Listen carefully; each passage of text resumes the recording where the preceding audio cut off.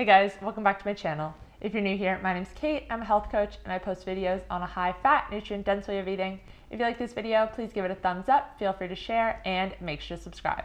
And make sure to follow me on Instagram, Twitter, and Facebook, where I share new posts every single day. Today, I am doing a response video to a news article that popped up in my feed a few weeks ago. This article was called 4 Nutritional Deficiencies in Women. And I thought this article was interesting because usually I skim through these articles and they're recommending things such as spirulina for B12 or beans for iron when there are better sources.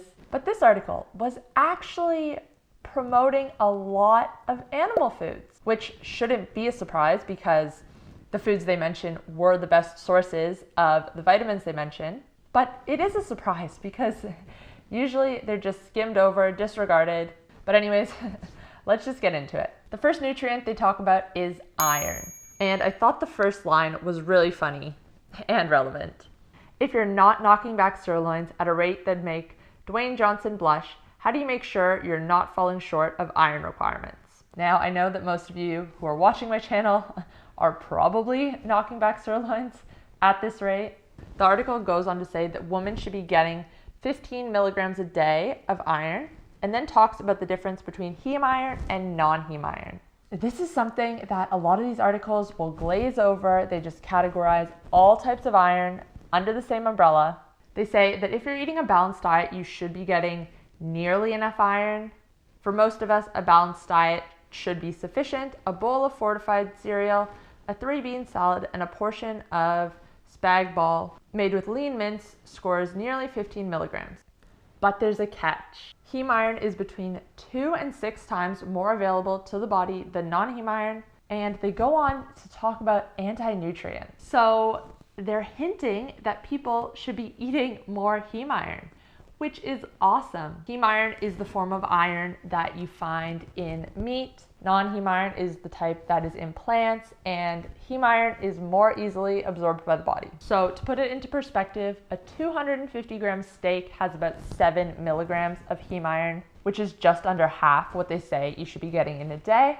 Usually articles such as this will recommend things such as beans and nuts as a source of iron, but as this one points out, the phytates in these foods will hinder the absorption. Next up, they go into calcium. So they say people who cut out dairy are at risk. And before we start reading this a bit more, I just wanted to say that I think the RDA for calcium is set a lot higher than what we actually need. And this is to make up for the lack of vitamin D we are getting. Vitamin D helps us absorb calcium, and they actually touch on this in this article, which we'll get to in a sec. So they recommend some good sources of calcium if you're not eating dairy.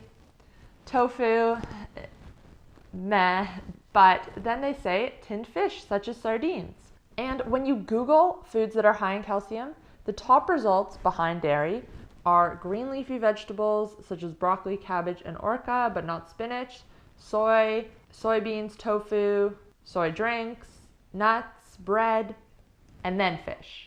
So the fact that they mentioned fish in the top 2 is amazing because tinned fish like this with the bones still in is one of the best sources of calcium, and it often gets overlooked. And now they go on to mention vitamin D, but it's funny that they don't say just go outside for 10 minutes a day.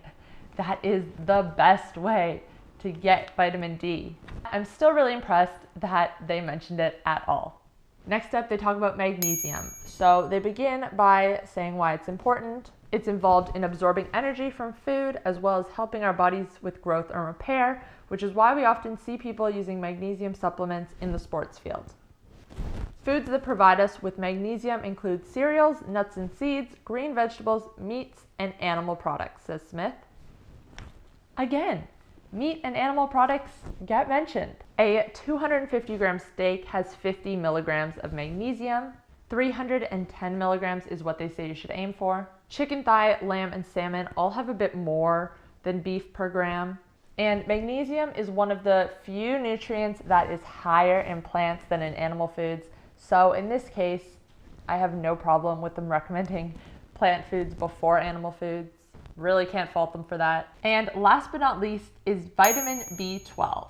They start off by saying, not only does B12 work to champion our nerve cells and mental ability, it supports our red blood cell formation, which helps with energy production. That said, we're definitely falling short on the recommended 2.4 milligrams daily, agrees Smith. The best sources are animal products, including liver, 85 grams packs 70 milligrams, meat, milk, cheese, and eggs. So it can be really difficult to consume an adequate amount of B12 on a plant-only diet. They recommend liver.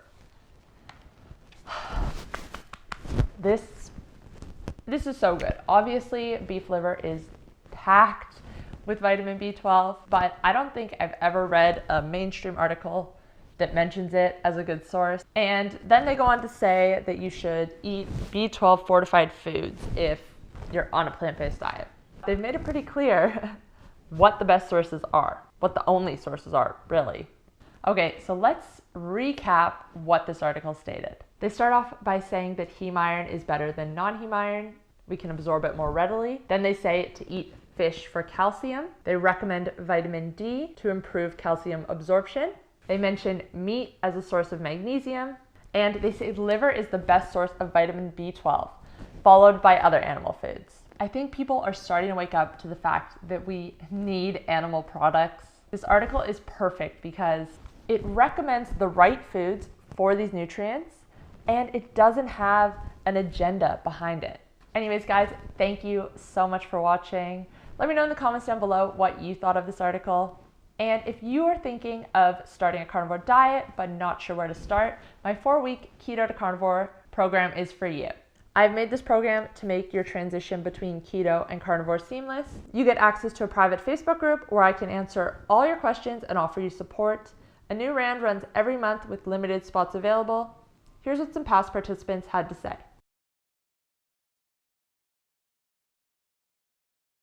Enrollment for the next round is now open, so click the link in the description box down below to learn more and sign up. Thanks, guys. I'll see you next time. Bye.